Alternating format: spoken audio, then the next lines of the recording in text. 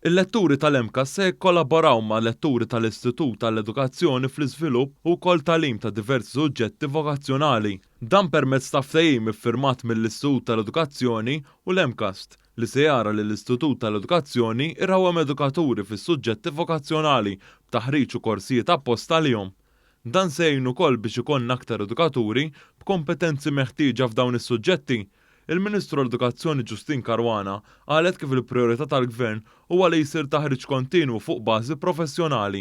Priorità tal-Ministeru tal-Edukazzjoni huwa t-taħriġ kontinwu fuq bażi professjonali. U għalhekk il-ftehim li ntlaħaq illum bejn l-Istitut għall-Edukazzjoni flimkien ma' l-EMCAS biex iż-żewġ entitajiet flimkien jikkumplementaw it-taħriġ li ngħata lill-għalliema tagħna. Il-ftehim kien iffirmat minn Joan Grima l-Istitut tal-Edukazzjoni u l-Professur Joaquim James Calleja għall-EMCAS.